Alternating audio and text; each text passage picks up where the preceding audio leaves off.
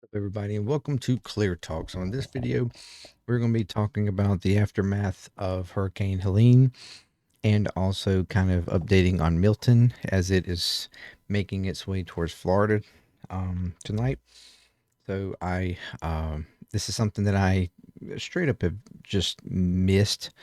Well, not missed. I mean, I've been in the know on it, but I have kind of uh, shamefully kind of neglected reporting on or talking about given talking about what happened and the aftermath stuff and the responses and all that kind of stuff.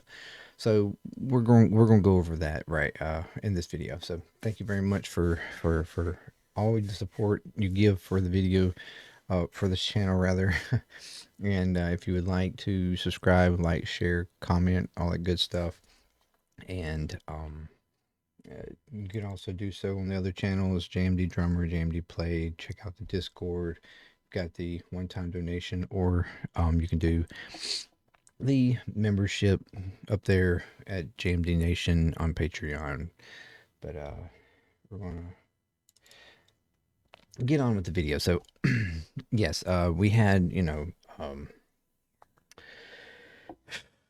over a week ago, well, almost 2 weeks ago now. You had Hurricane Helene make landfall in Florida as a Category 4 hurricane. It has been seen as one of the most devastating, or I think possibly at this point, the most devastating hurricane in U.S. history, especially in recent history. And it made landfall kind of in the the curvature right before the peninsula of Florida, and made its way up through Georgia and touching western South Carolina and North Carolina, and then through Tennessee.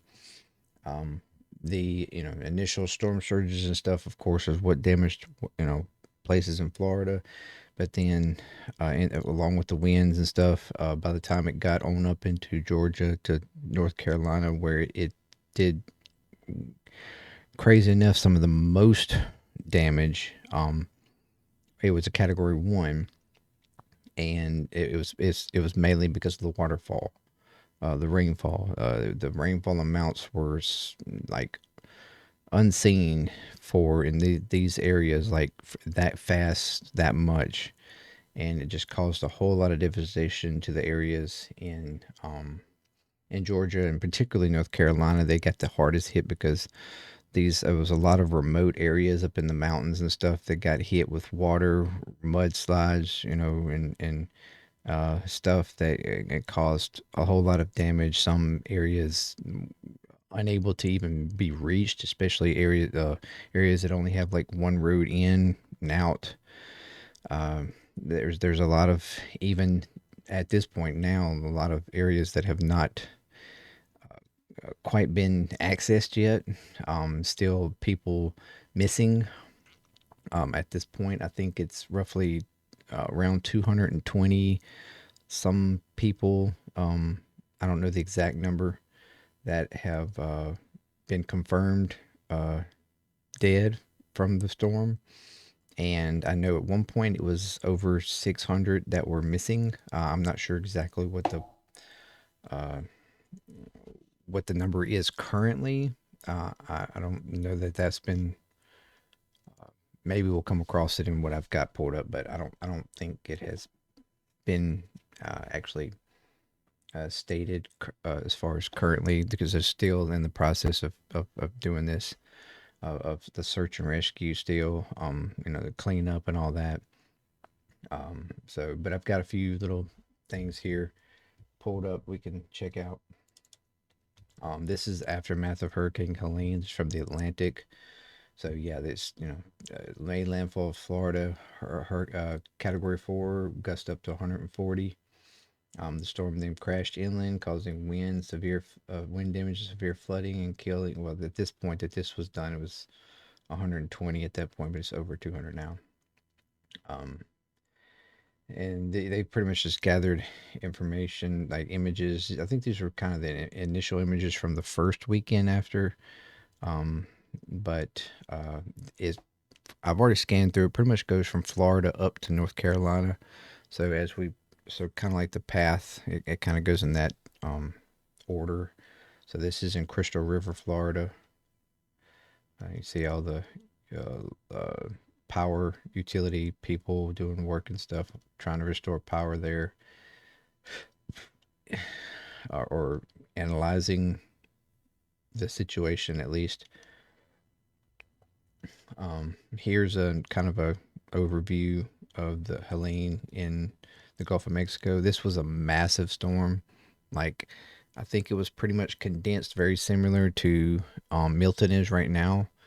But the closer it got and to land, it started to kind of broaden out. The wind field expanded a lot um, as it landed, and then of course as it moved up inland and started to kind of break down, the wind fields usually expand from there. When that happens, when they start to lose, the wind fields expand out. So you had hurricane force winds and stuff much broader than it would if it was a more defined storm, So, but this was a massive storm. Like the bands and stuff went out. I think at one point it was about 800 miles wide and like to the north with all the rain bands and stuff that were coming and pulling from it. So just absolute massive storm. And so there was already a lot of rain and everything, being drenched across these areas before the main storm even got there. That's the reason why. And then it just sort of sat, and just hunkered right there, and kind of just died out right there over Tennessee. And it was just steady, rain falling all through there. Massive storm. This is in Gulfport, Florida. This is Boone, North Carolina.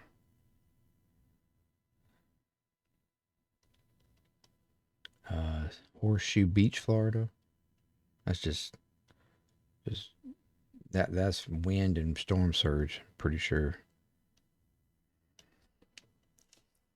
Here is another one in Treasure Island, Florida. All the boats and stuff just stacked all up from being pushed, I assume, from the shoreline. This is in Tampa, Florida, which is now in danger of Milton. They had, I think, 6 foot roughly storm surge from Helene, and they're looking at the potential of I mean, 8 to 12 foot storm surge from Milton. So that's it's starting to make a well, real quick, it's starting to make a little bit of a southern line um, uh, track, but a little bit more southern track. So potentially it could actually land now just south of Tampa, like barely south of Tampa. So they may be sort of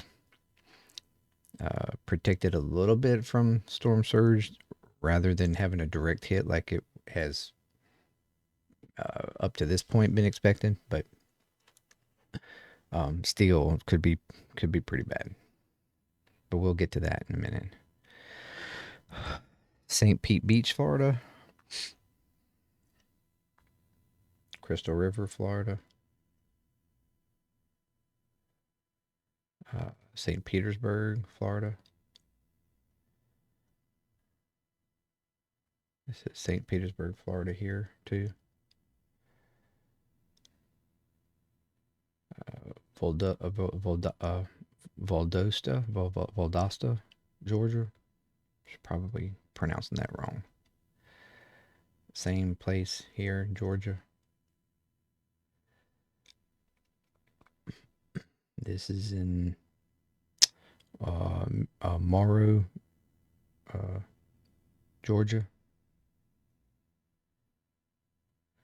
Atlanta. That water almost all the way up to the windowsill there. That's a lot of water. Probably at least 3 foot, potentially 4 foot. Did it say? No, it didn't say. Um, Pace's neighborhood. So that's also in Atlanta. This one is North Carolina. Chimney Rock is one of the big, sort of more uh, rural areas in western uh, southwest North Carolina, I believe.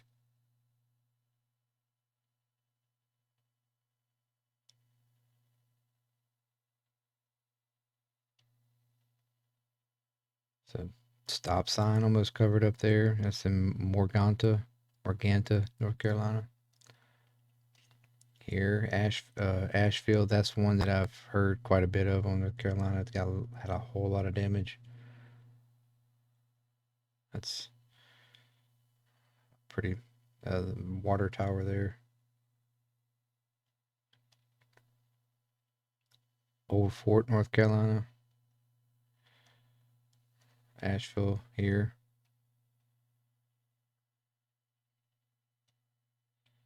It's in Asheville. This is in Watauga County, North Carolina. Kind of a bridge here taken out um, for some families and stuff going to our homes. Or just aftermath, gas pumps.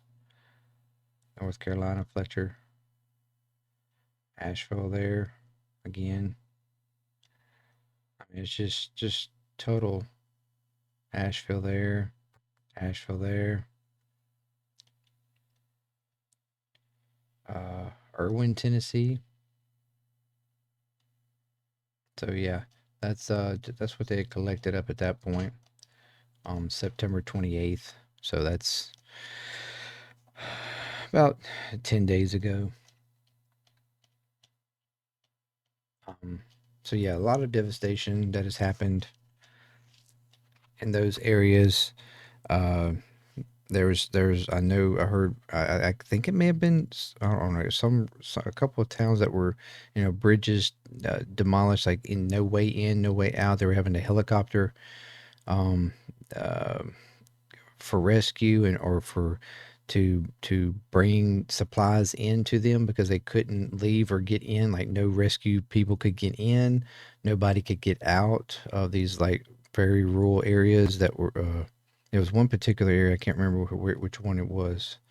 Um, it was pretty bad. Uh, but yeah, it's just like I said, crazy situation. And FEMA and local, government associations and work. All that I've heard and seen is just absolute great work from everybody. There's been a lot of praise from all the governors and city officials and stuff, no matter Democratic, Republican, or whatever. To all groups that have come together to do what's needed, to take care of people, to rescue people, to get people supplies that were needed. And it's just continuously been that. And so I've pulled up the current response from FEMA. So right now, they have nearly 7,000 federal personnel deployed, including FEMA staff. They have shipped over 16.2 million meals, more than 13.9 million liters of water, 210 generators, and more than 505,000 tarps to the region. And that's the entire region of damage from Georgia, Florida, North Carolina, South Carolina, Tennessee, Virginia, all these areas that were devastated by the storm. Along with assistance, being able, helping apply for assistance, which also includes upfront funding to help with essential items like food, water, baby formula, other emergency supplies, things like that. Individually, I mean, it breaks down from state to state what they've all done. North Carolina, which is probably pretty much the most devastated area, is more than 4 million approved in housing and other type assistance for over 30,000 households. They got more than 1,000 staff there, and then of course, urban search and rescue. Rescued and support over 3,200 survivors to date. Biden ordered an additional 500 active duty troops that have been equipped and sent to this area. This brings the total of number of active military personnel supporting this response to 1,500. So there was 1,000. He's already ordered an additional 500 to help, because a lot of these areas, like I said, are just so hard to get to, and they're needing to use even our own military troops to help come in and to help with the rescue and stuff. Shelter numbers continue to decline, with 18 shelter houses, just under 800 occupants, over 2,100 people who cannot return home or stay in safe lodging through FEMA programs. Power and cellular restore. As of today, more than 86% of the original reported outages have been restored. Cellular restoration is more than 85%. Starlink units to ensure first responders. So they've been, that was one thing that come out, that, Starlink was trying to help in that, opening up the whole area for people to have first free access to, because there was so much issue with cellular access and electrical access, to try to help with them being able to respond and communicate with people. Not sure how well that really helped. This was like, it was apparently some big thing where Elon was trying to act like FEMA was not allowing Starlink units to be brought in certain areas. Like he was trying to fly helicopters over and just dropping units all over the place. But this is like, there's certain areas that this is just not possible in, or to coordinate those efforts of rescue and the airspace and what, the rules and stuff around these responses and how they handle the situations and stuff. It was just, it had to be done a certain way, and Elon was not liking the way he couldn't just drop shit wherever he wanted to or something, the way it come off. It was just really ridiculous. Of course, Elon is right now going around with Trump, and Trump has been making a whole lot of flamboyant, ridiculous allegations and stuff to FEMA and the Biden administration for their so-called horrible response to this. We will go over those rumors and stuff and go over all that stuff in a minute. But like I said, he's all tied with that, so it was a whole big thing. It was just ridiculous. Salvation Army has 20 mobile feeding units with massive operations, providing emotional, spiritual care to more than 2,400 people. To date, the Salvation Army serves over 34,000 meals, 14,500 drinks, and 10,200 snacks. So yeah, there's a big effort here going in North Carolina. Of course, then here's They have a breakdown pretty much for all of them, but I think most of this was money approvals. They had 129 million for 3,500 households in Florida, 65 million for more than 80,000 in South Carolina, 48 million for more than 59,000 in Georgia, and 850,500 for more than 123 households in Virginia. 3.1 million for disaster assistance and 192 in Tennessee.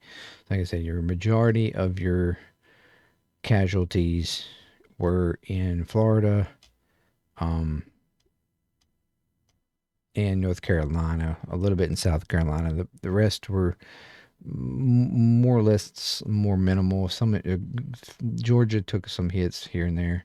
Like I said, the biggest issue was North Carolina. There was so much of the mountainous areas that, like I said, secluded and stuff that was had it just never expected. I mean, this is over 300 miles in, then you just don't expect that type of damage or something. You don't expect to get hit by a major hurricane like that, and you're not prepared for that kind of stuff. And they just clearly weren't prepared for the water amount that was dropped in such a fast a time. And it was just it's been crazy. But like I said, for those responses though, we have a whole, they have got a whole rumor page set up. Okay. And this is rumors that have been casted through a lot of Republican members, in politics and whatnot, but all the way up to Trump himself. And Trump has been spouting this damn near from day one, a lot of this stuff, and it's just outright lies. The one thing, FEMA will only provide $750 to disaster survivors and support for this rescue. That is false.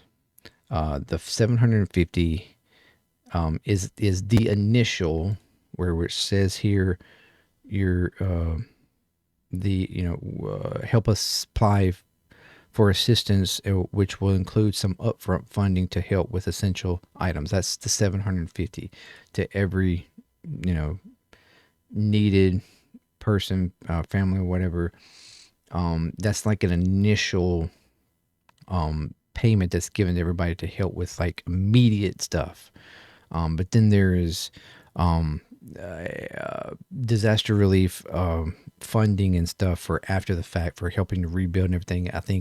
I want to say up to like 42,000 in federal help and stuff afterward. I mean, it's a lot more to it than that. The 750 is just direct, immediate payments to people that need disaster relief in immediate emergency, like situation, to get what they need for water, food, whatever, if they can, outside of what is already just being handed out free and whatnot. So that's where that comes in, which actually is already more than what Trump had back. It did his administration. In his administration, it was $500. So this was already had a $250 increase from his administration. So this is just a ridiculous thing that he has been popping out, and that's one specific thing that he has actually said. FEMA is confiscating donations for survivors. These rumors about turning away donations, stopping trucks or vehicles from donations, confiscating, seizing, they're all false. FEMA does not take donations or food from survivors or voluntary organizations. Donations for food, water, and other goods are handled by voluntary agencies. FEMA is solely just for giving out funding and giving out supplies and stuff. They do not take donations. They do not take anything in. They are solely given out. There's voluntary agencies and private places, companies, or whatever that will take in donations or whatnot. And but FEMA does not do any donations. So they're not confiscating stuff or taking stuff and not giving it to people. It's just straight up lies. I'm starting from the body, the early ones and going up. Um, Funding for FEMA disaster responses was diverted to support international efforts or border-related issues. So there's a big thing where Trump is actually stating out that FEMA is being underfunded and they don't have the money because the money was given to illegal immigrants. That's his thing. Every issue and problem in America is all goes back to immigration and illegal immigrants. That's his whole schnick. Like it's it. Um, that is false. Um, there is amount. It's not stated here, but there is an amount of money that was designated and funded through FEMA to um, uh, like places and stuff along the border states and stuff that help to house um, and take in immigrants and stuff or whatever. There was funding that was taken through FEMA from the actual immigration um, uh, accounts or whatever that help, whatever they used. They took that money. They were using that money, which is already dedicated for that effort, and it is. But FEMA just was doing the funding part of it, like the transferring of the money to that, and distributing it, where it was needed. That's what they did. It wasn't actually coming from FEMA's, uh, funding or whatever. That's just absolutely false and wrong.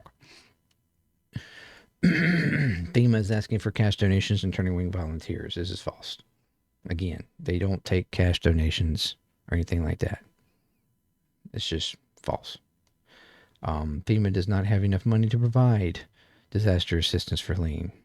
Again, FEMA, false. They do have enough money. And now they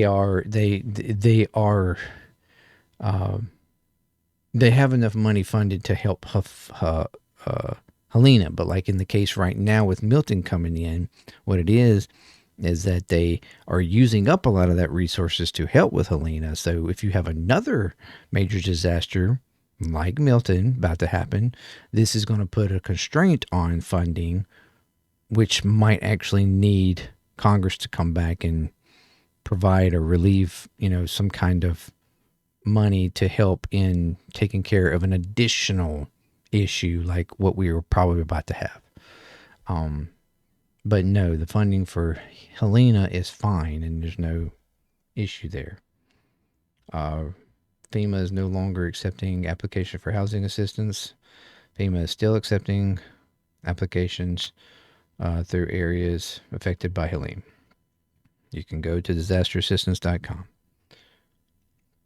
FEMA is in the process of confiscating Helene survivor property. If I apply for disaster assistance and my land is deemed unlivable, my property will be seized. FEMA cannot seize your property or land. Applying for disaster assistance does not grant FEMA or the federal government authorization or ownership of your property. And that was something I was hearing people apparently were accusing this, trying to say that the federal government was trying to take land so that they could turn around and, put whatever they want on it. And that's just flat out lies. It's false. FEMA distributes aids based on democratic characteristics. So this was where they were trying to say that FEMA's trying to help Democratic areas and not Republican areas. This was Trump, and I mean it's ridiculous. It's absolutely ridiculous. Just like the whole conspiracy going around that the government is creating these hurricanes. That Biden and his administration is trying to create these hurricanes to destroy Republican areas so that they can't vote and they win the election.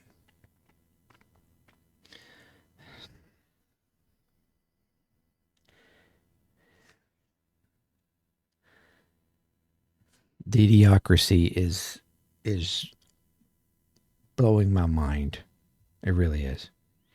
FEMA provides assistance to survivors regardless of race, color, nationality, origin, sex, sexual orientation, religion, age, disability, English proficiency, or economic status.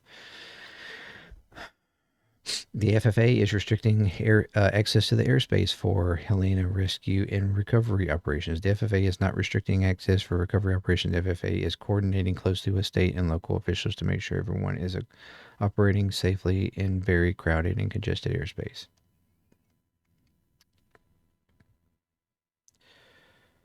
Applying multiple times for disaster assistance will speed up the process.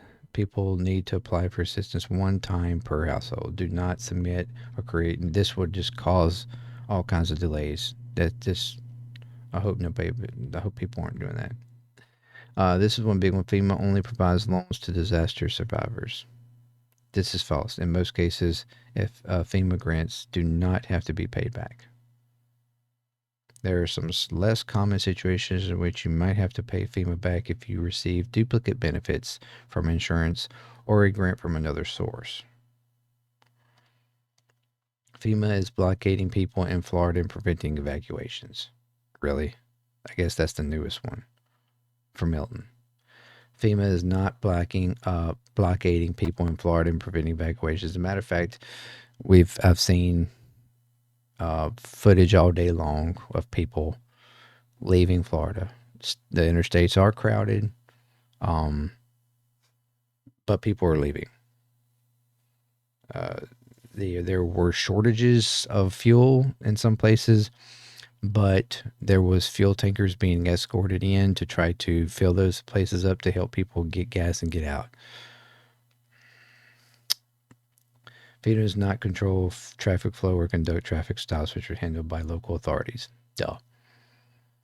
Yeah, this is kind of shit though that's just constantly being thrown out. All kinds of misinformation. This is really showing between the issue of Helene and stuff, really showing how misinformation is such a problem. And that we have a First Amendment right to free speech and whatnot, but it's what you do with that speech is the problem, right? And constantly just passing along, creating false information, and or like I said, sharing that false information without, like I said, everything you see on the internet. Do a simple search on it. Do a simple search. It wouldn't take you no time to do a search on it to verify whether or not it is true or false. Don't just take certain people or whatnot for their word, especially when they're known to lie over and over and over again. But now, on to Milton. Currently, Milton right now is a Category 5. Wind speeds last checked were at 165. Sustained gust up to 200. It is barreling its way towards Florida. It has regrouped itself. It was a Category 5 yesterday with winds at 180. Overnight, it decreased to a Category 4, where it pretty much went through a re-wall transformation changeover. It's basically when you have your main wall, and then you have wind wall that creates on the outside of that wall. So you have like a 2-wall thing, and it just winds up eventually collapsing on each other. It collapses in and basically creates a new wall. It's a rebuilding process that sometimes hurricanes go through. And so that during that process, they oftentimes weaken, but then once the new wall takes place, and which happened early this morning, and then it got over warm waters again, warmer waters. It started to once again increase back in speed, and it's back up to a Category 5 again. It is expected could continue to speed up and remain a Category 5 until the early morning hours, roughly around 2 o'clock or so in the morning, before it could start to see some decrease, potentially in strength and speed. But this is at its previous status of 180 miles an hour, sustained winds yesterday. It was considered the second strongest hurricane ever in the Gulf. And for this year alone, the absolute strongest globally. And the increase, it went within 20, I think it was 28 hours, it went from 60 mile an hour winds to 160 mile an hour winds, from level 1 to Category 5 in just over 24 hours.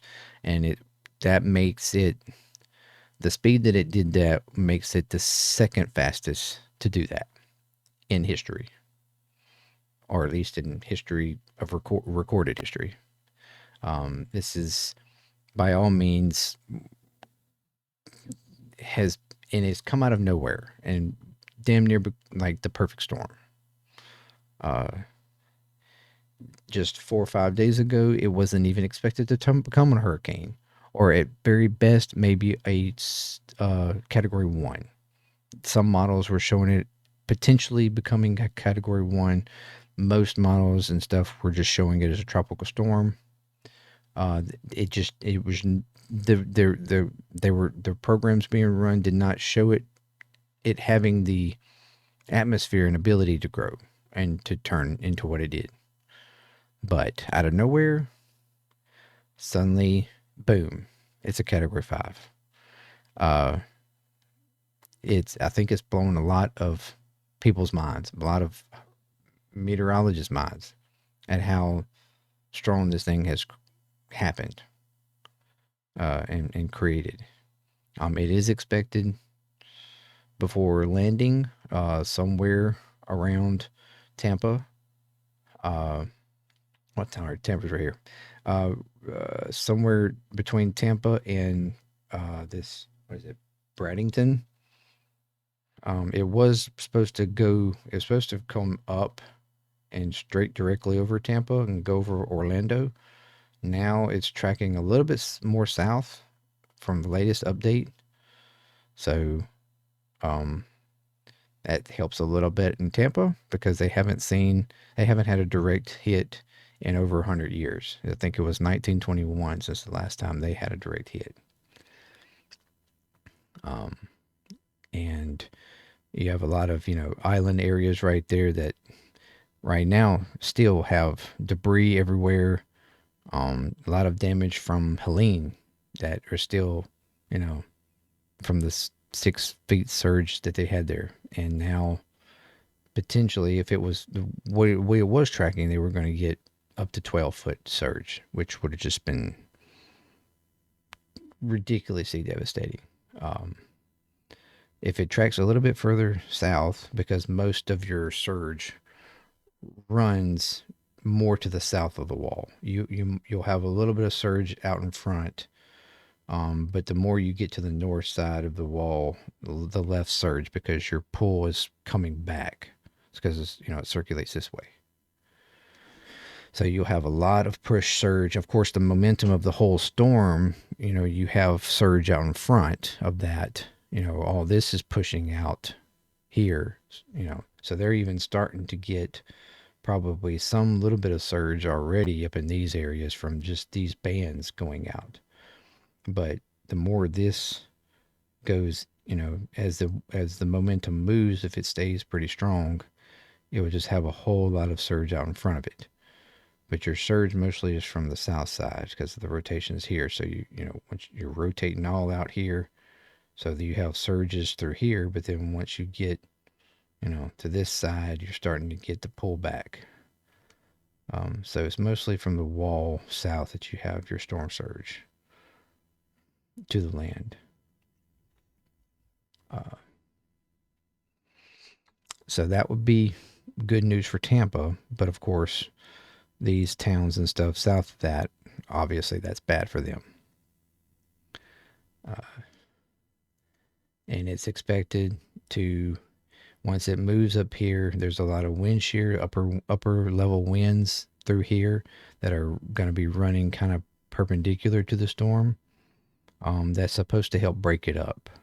So it's expected to, little by little, as the closer it gets, to be broken up and slowed down. But depending upon how long this can sustain its, full on status,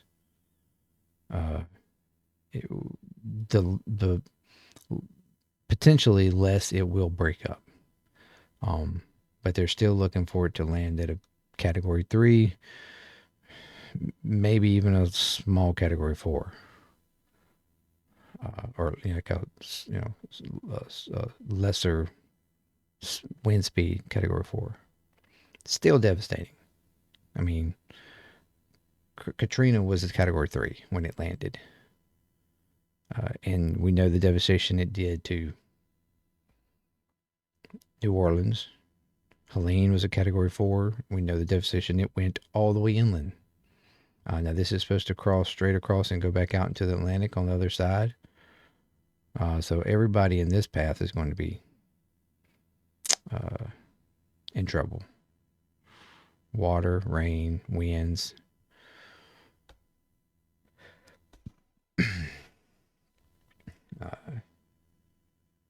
But this is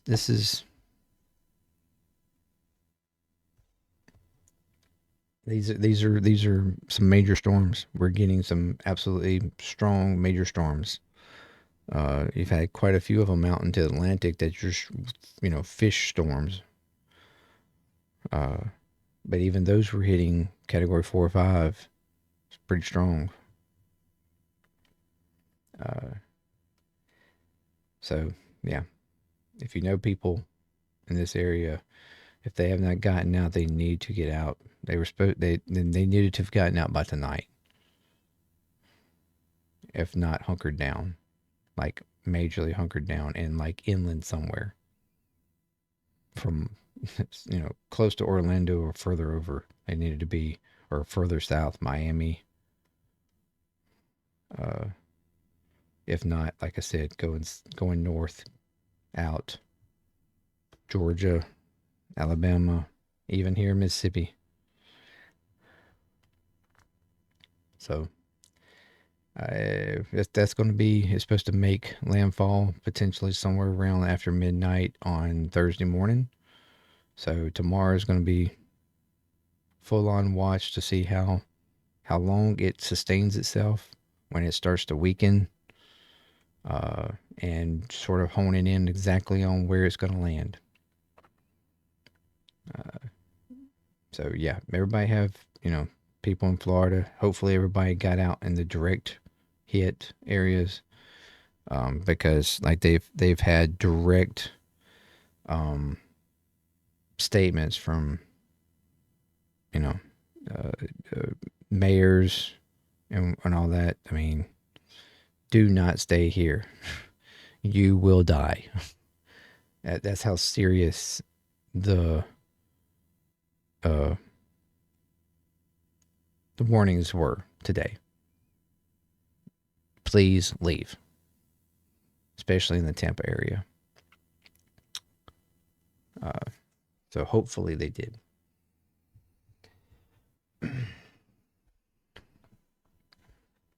But this is something that we're going to have to expect and get used to. Warmer waters. And yes, the conversation of climate change, of climate, crisis, is always coming up with every one of these. I mean, we have had the warmest waters Every year here, the past few years, the waters are getting warmer and warmer and warmer. And it's just that's just an embed. It's just a perfect solution for storms like this to just feed. Uh, and I think that's what we're going to see. We're going to see storms, that just blow up unexpectedly. That our previous, knowledge or previous ways of, you know, forecasting these things is going to have to change because these storms are going to, rapidly produce faster than we expected, stronger than we expected, and I mean,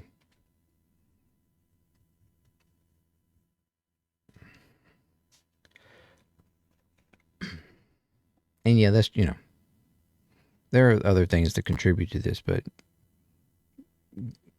the whole global uh, climate change issue is still something that's has to be addressed by everyone. Uh, to yeah, you're not going to stop it, but to at least maybe somewhat mitigate the issues. And then of course we've got to get better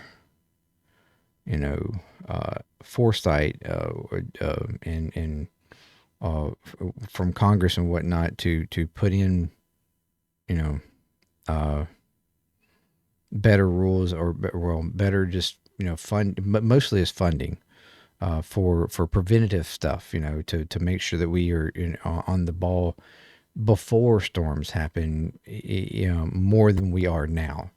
Uh, and if, our relief after the fact, most of the time, is about as good as you can get a lot of times, and has gotten better. Is it perfect? No. But I don't know how you can be perfect when you can't forecast who's going to get hit and who's going to be affected. You just can't know to what extent people are going to be damaged, how they're going to be damaged or affected. I mean, there's just no way to know that. Yeah, you can know the storm's going to come through this particular area. You can know what the wind speeds, what the rainfall is going to be, but to the I mean, like what happened with North Carolina, you just cannot foresee that. You can have people there ready to respond, but you cannot foresee what that response is going to have to be afterwards. I mean, but the idea is to prepare for the worst and hope for the best, right? And that's where we have to get better, or funding better, and funding and better in preparation. Preparing for things that are a little bit stronger. The expectation with Helene was that it wasn't going to be that strong, I don't think, but it wound up being stronger and doing way more stuff than they expected. So, but that doesn't mean that the relief has not been as good as it can be, because it pretty much has. In hindsight, I mean, so, but we do need to get better in our preemptive stuff. Like, there was people there, there was people ready, but like I said, I don't think what happened, I don't think was expected. But anyways, hopefully this is the last one, because this is a lot happened all at one time. Anyway, thank you very much for joining me, and hope you like the content. If you do, consider again subscribing, like, share, comment. Let me know what you think about everything going on. What you think about the response of Helene, and what you think is going to happen here with Milton or whatever. If you got family in the area, that they're getting to safety or whatnot, whatever, let me know. Thank you, and until next time. Peace. Clear Talk. Good night.